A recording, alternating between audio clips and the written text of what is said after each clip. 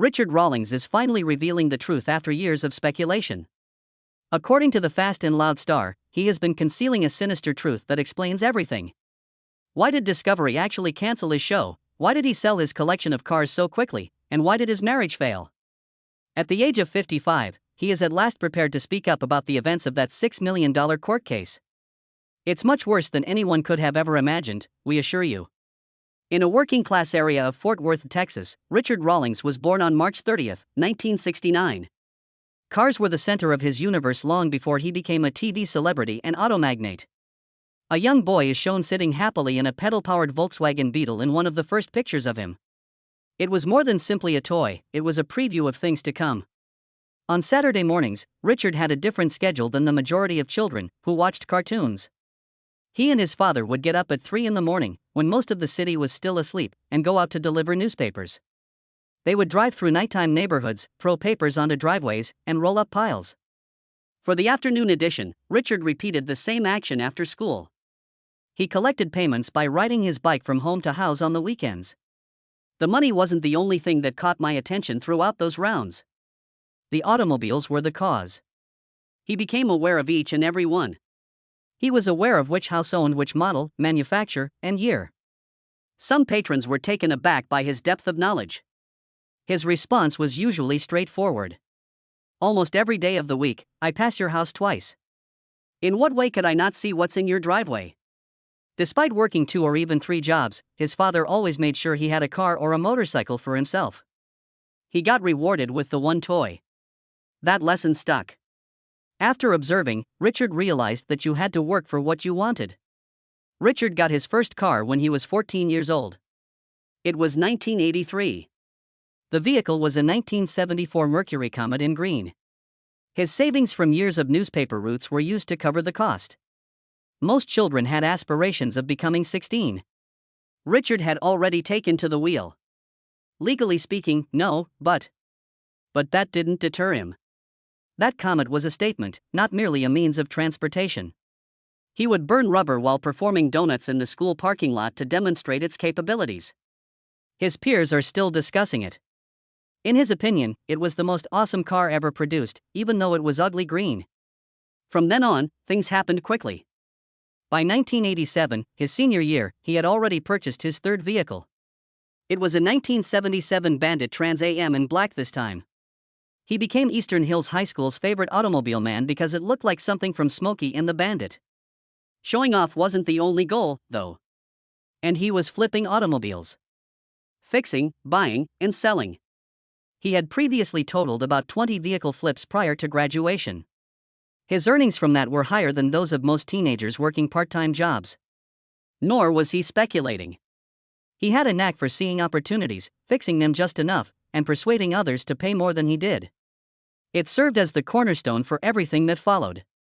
Rawlings had to deal with a far more serious situation at the age of 22 in the early 1990s. A 1965 Ford Mustang 2+2 Fastback, a vintage muscle car with the roofline that enthusiasts like, was the vehicle he was driving. In Fort Worth, he was ambushed by carjackers one evening while driving through a tough neighborhood close to Oakland Boulevard. They made an attempt to yank him from the steering wheel.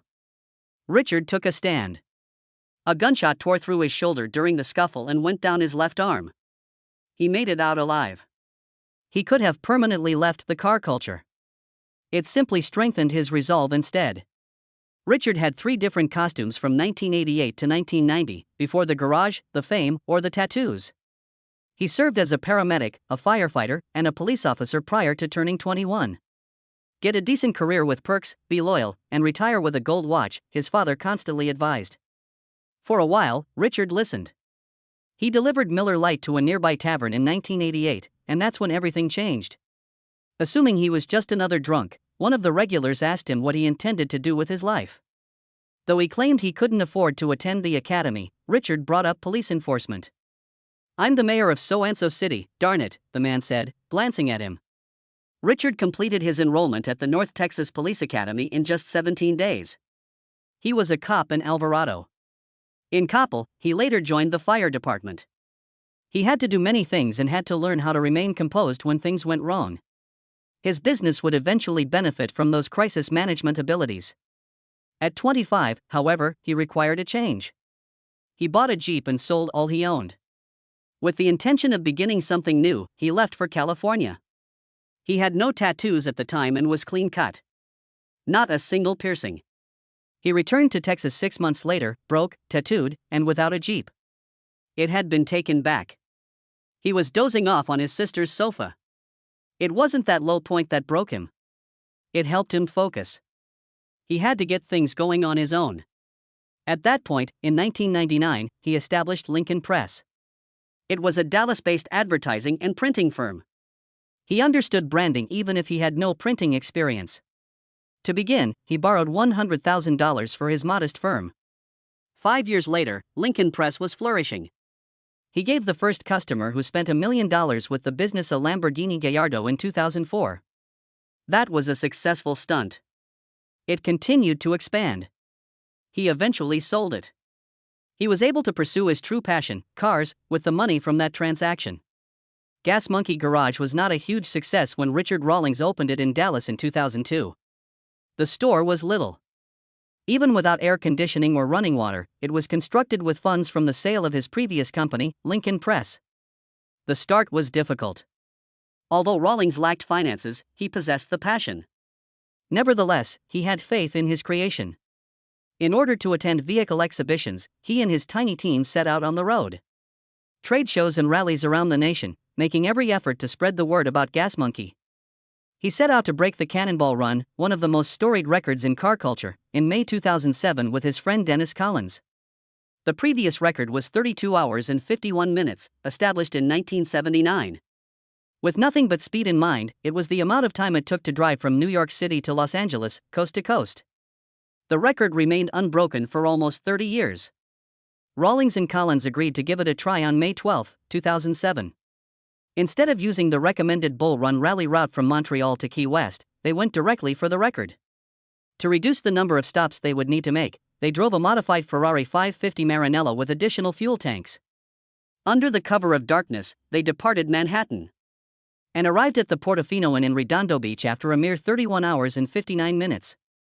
They'd succeeded.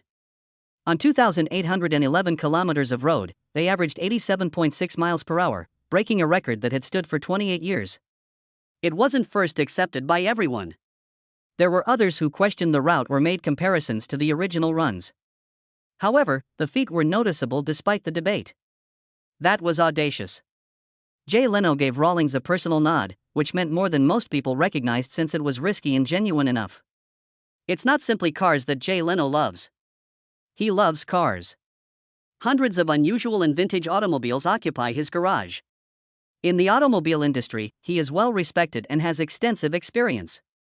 Therefore, Leno's recognition of Rawlings for breaking the Cannonball Run record was more than just flattery. That was a strong endorsement. Rawlings wasn't well known until years before Fast and Loud. He gained significant reputation in the automotive industry, however, thanks to Leno's nod. Furthermore, Rawlings needed that legitimacy. Launching Gas Monkey was not a simple task between 2002 and 2012. He invested every available cash in the company.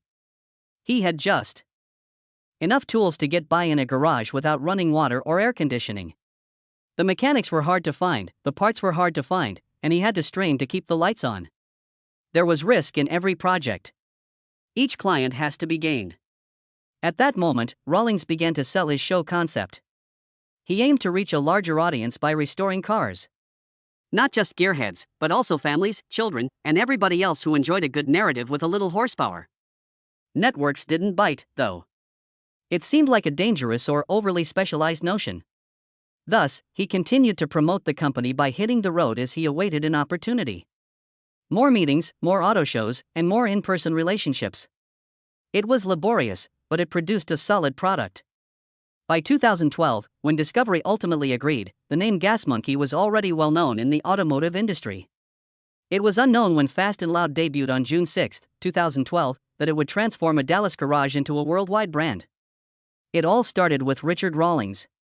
He was merely a man operating Gas Monkey Garage prior to the cameras. He became well known in more than 200 nations after the show's success. The show was translated into 13 languages, proving that it was popular not only in the United States. Almost immediately, Rawlings became a huge force in the entertainment industry thanks to that level of reach. Though straightforward, the idea was potent. Rawlings and his group went in search of long-forgotten vintage vehicles. The majority were damaged or hardly functional. They made the cars gleam and come back to life before selling them for a profit. The tone of the show, however, was what set it apart. While other shows focused on specialized audiences or heavy drama, Fast and Loud had a broad viewership. According to Rawlings, it's something that both children and adults can appreciate. Making another auto display was not what he wanted to do. He wanted everyone who saw it to feel welcome and for it to be entertaining and fast-paced. The tactic was successful. The enthusiasm, builds, and automobiles captivated the audience.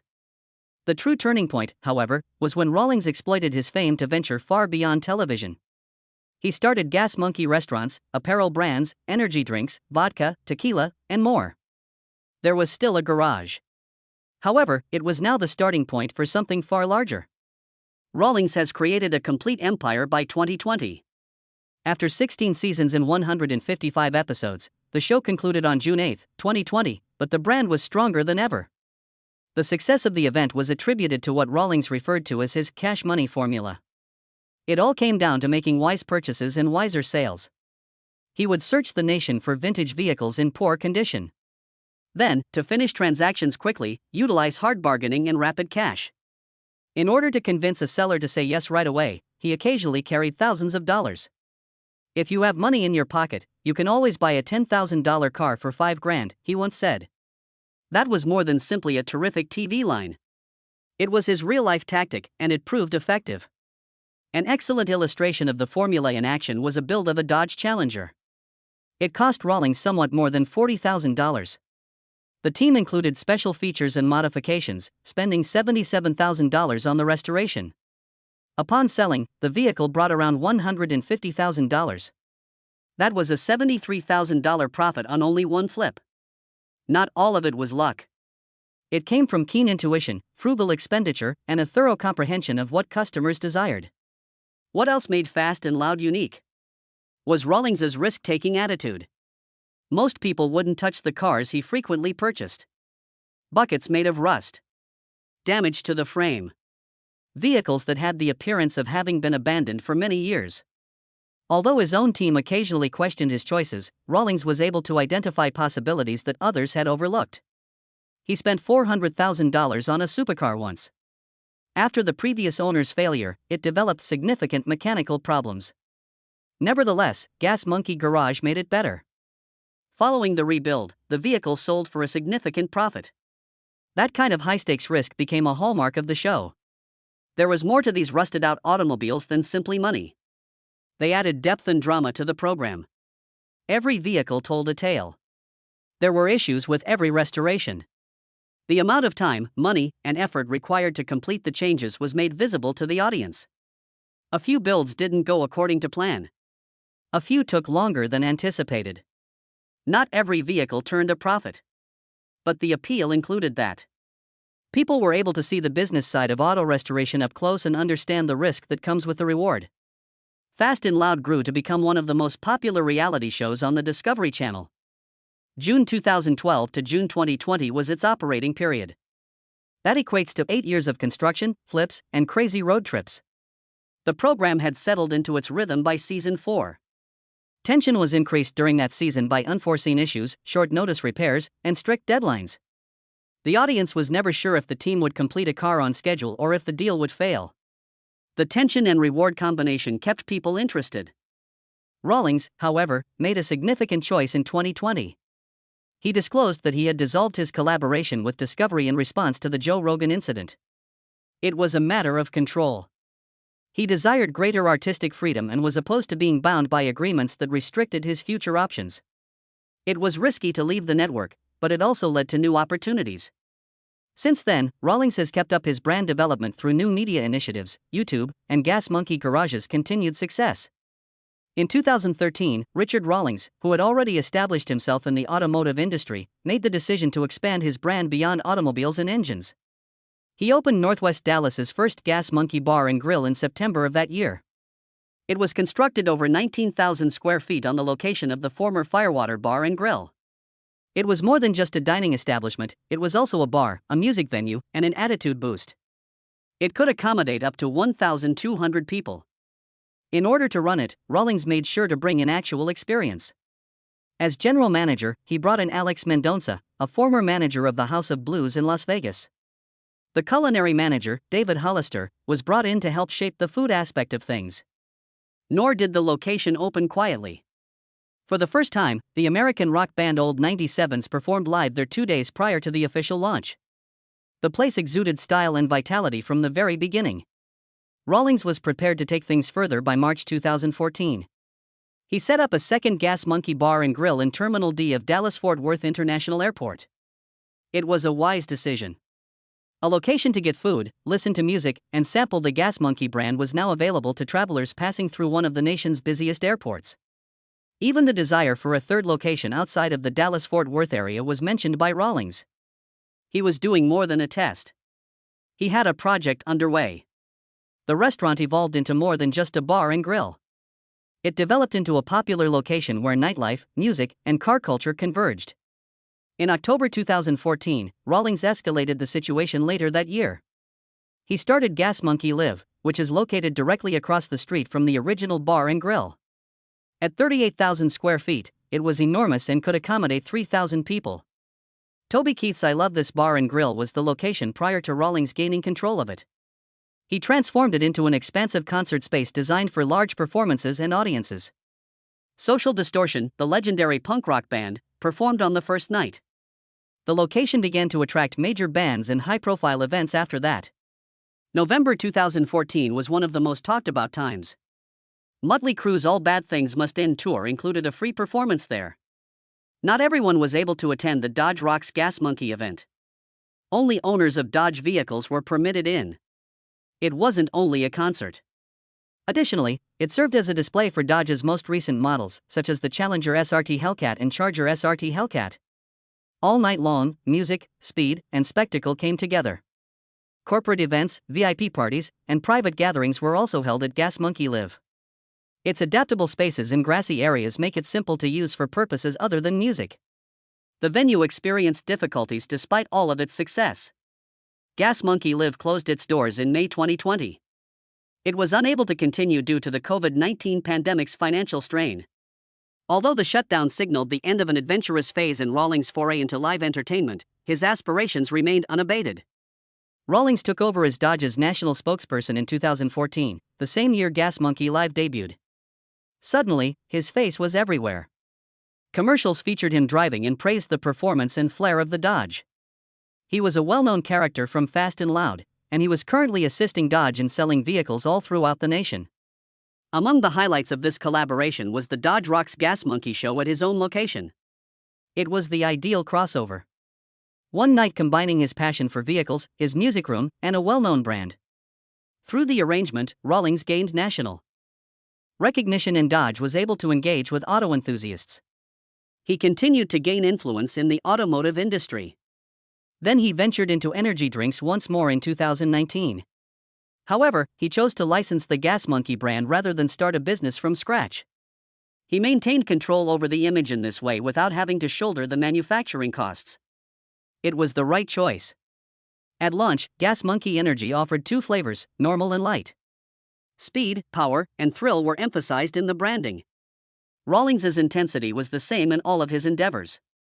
A third flavor, tropical, was introduced by the brand in January 2025. It contained a blend of pineapple, mango, passion fruit, lemon, and honey. Artificial additives and high fructose corn syrup were also avoided. Rawlings' lifestyle was a good fit for the drink. Brash, quick, and tidy. The energy drinks were offered for sale online and at convenience stores. Major motorsports events like the Indianapolis 500 and NHRA races were also attended by them. Although Richard Rawlings has always led an exciting life, his personal life has been less smooth than his job, which took off with roaring motors and TV fame. For the first time, Richard married long before he became famous thanks to Fast and Loud in Gas Monkey Garage. 1993 was the year. He was still attempting to establish himself in the car industry. Those early, unsure days were when Karen K. Grahams, his first wife, entered his life. Although they were married that year, the couple's marriage did not last. They had gotten divorced by 1994. The couple had been married for less than a year. A young man pursuing a goal in a marriage that ended before it truly started were all that existed at the time. No celebrity, fan base, or limelight. Very little is known about Karen. Their brief relationship never made the news, and she remained out of the spotlight. But a pattern began with that initial divorce. It revealed Rawlings' struggle to strike a balance between his personal life and ambition. The pressure to create something significant had a price. In the years that followed, in particular, that expense continued to surface. He made another attempt in 1999, this time with Suzanne Marie Mergel. While in Las Vegas, they were married. Right at the time, Rawlings was beginning to make headway with Gas Monkey Garage. The professional situation was starting to improve, but the personal tension persisted. His firm was expanding rapidly.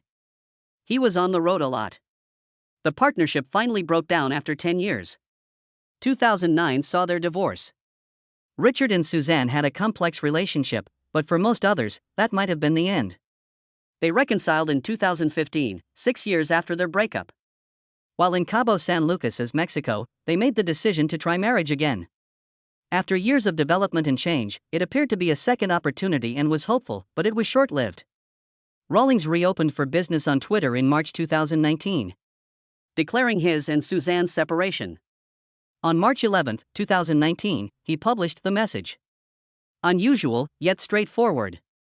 He claimed he wanted to be the first to inform his supporters because media sites like TMZ were already covering it. The decision was mutual, he explained. Although he and Suzanne continued to care for one another, their relationship had come to an end after more than 20 years of intermittent dating. The second divorce progressed swiftly. Suzanne left after receiving a monetary settlement. In 2 installments, Rawlings gave her $300,000. She retained her Mercedes SL 450 Roadster as well. Nevertheless, Richard was positive about their time together. Despite its short-lived nature, he said that they had truly shared something. The same individual was married twice and divorced twice. It revealed a great deal about his struggles to balance his private and public lives. Assemble. Next up was Katerina Deason. She was in the news for another reason. She was previously married to Darwin Deason, a Texas billionaire who made $6 billion selling his business and related computer services to Xerox. Private aircraft, superyachts like Apogee, and an unthinkable lifestyle based on money were all part of Katerina's world for years. However, her life altered in 2019. Shortly after his separation with Suzanne, she and Richard began dating. Things happened quickly. On August 17, 2019, Richard asked B to marry him. Mexico's Tulum resort. On social media, he announced that he had discovered his true love and covered the beach with rose petals. In Key West, Florida, on June 28, 2020, they were married. The ceremony was brief. Their lavish wedding in Greece had to be cancelled because of COVID-19. Still, it was a significant moment. After leaving one world, Katerina entered a new one. The transition from the wife of a billionaire to the companion of a reality TV celebrity was significant, but she seemed to fit the role. Unexpected events occurred in the world of custom cars in June 2018. A well-known location in Dallas is Gas Monkey Bar and Grill filed a $6 million lawsuit for defamation against Richard Rawlings, the company's founder. It startled Gas Monkey brand devotees and supporters. In order to circumvent his contracts, Rawlings was accused in the case of making intentional and dishonest measures to distance himself from his business partners. Full with details, the 47-page legal document was lengthy. It explained how, even before the bar opened, the relationship had begun to deteriorate as early as May 2013. In an email from that time, Tim Hinkhouse, a former employee, said that Rawlings mistreated construction workers. He even likened him to an overindulgent 13-year-old. The situation deteriorated to the point when Rawlings was allegedly barred from the building site. Much was stated in that instant. Already, the tensions between him and the crew were out of hand. Later in 2013, after the bar opened, the problems persisted. Rawlings repeatedly showed up without permission, disrupting employees and attempting to take charge of decisions, according to the lawsuit. It produced a poisonous workplace. 2015 marked the tipping point in the scenario. Daniel Flaherty, the managing member of the bar, received a critical email from Rawlings at that point stating that crucial financial documents were disappeared. Flaherty promptly responded and asked Rawlings to visit and examine the documents. However, Rawlings declined. In response, he stated that he didn't think the recordings were real. That charge, which implies fraud or theft, would have dire repercussions. Reminding Rawlings that he had always been welcome to audit the records, Flaherty responded in a letter dated July 18, 2015. In court, that email turned out to be crucial evidence. At last, Rawlings expressed regret for his actions and attributed them on his alcohol consumption. However, the harm was already done to Flaherty and the other members of the team. Rawlings' actions, according to the lawsuit, scared off suppliers and business partners. His public complaints, it was believed, damaged the bar's reputation and made operations more difficult. It was not the end of the troubles. When a buyer expressed interest in purchasing the Gas Monkey bar brand in 2017, Rawlings took over once more. He ruined the deal by making more charges of financial mismanagement. The lawsuit also focused heavily on that incident. In 2019, Rawlings retaliated. He countersued for copyright infringement with $1 million on March 28 at 2:15 p.m. He asserted that when their contract expired, the bar continued to use the Gas Monkey brand and emblems. He and his team contended that the licensing rights had not been renewed by the end of 2018. The bar continued to use the brand, nevertheless. Rawlings' allegation that his brand was being exploited to promote obscene and sexually explicit events only served to heighten the controversy. It damaged his reputation and his intellectual property, he claimed. On February 25, 2019, approximately 1 month prior, Rawlings had demanded in a cease and desist letter that the bar cease using the trademark. He granted them 10 days. His countersuit was launched after they failed to comply. He claimed $1 million, citing damages to the Gas Monkey brand's value and lost licensing earnings. Rumors were already circulating at the time. There were rumors that the bar was having financial difficulties. It had shut down Gas Monkey Live, one of its sibling venues. In order to save his reputation, some people thought Rawlings was attempting to separate himself from a sinking ship. Both auto enthusiasts and legal professionals were captivated by these court cases. Rawlings and his former colleagues' quarrel escalated into an ugly public drama. Also, Rawlings was busy moving on while the claims were pending. Following the conclusion of Fast and Loud, he started a podcast called Monkey Trap. It allowed him to interact with fans face-to-face and invite people from a variety of professions. Hollywood stuntman Cord Newman, who famously burned himself alive during an episode, was one of them. Behind-the-scenes tales and exciting interviews were interspersed throughout the podcast. Rawlings used it as another means of maintaining her notoriety. Next came the automobiles. A daring move was made by Rawlings in September 2023. Through Bring a Trailer, he put about 30 cars from his own collection up for auction. Sales totaled $1,080,903. Among the vehicles in the lineup were a rare 1993 Toyota Supra that brought in $121,000, a 1962 Chevy Corvette that sold for $60,000, and a 1965 Ford Mustang Fastback K-Code that sold for $75,000. That the auction's highest earner was Supra. Rawlings attributed his choice to a change in perspective. His goal was to start collecting luxury European cars instead of what he referred to as beer-budget vehicles. He also put a Gas Monkey garage experience up for auction for a good cause. For the Gas Monkey Foundation, $16,500 was raised. With money in hand and room to spare, Rawlings began reassembling his collection. He declared that his focus would be on antique European automobiles, Lamborghinis, and Ferraris. He particularly liked models from the 1970s and 1980s. One memorable experience was purchasing 5 Ferrari Testarossas while traveling to Ireland. One of them attracted attention at SEMA 2023 after being transformed into an electric vehicle. More than $1 million has already been invested by Rawlings in his new course by the beginning of 2024. He was reinventing himself, not merely altering the vehicle he drove. His story continues to change as he goes from a nasty litigation to a luxurious collection of Ferraris. There's no doubting that Richard Rawlings knows how to maintain his prominence, regardless of your opinion of him.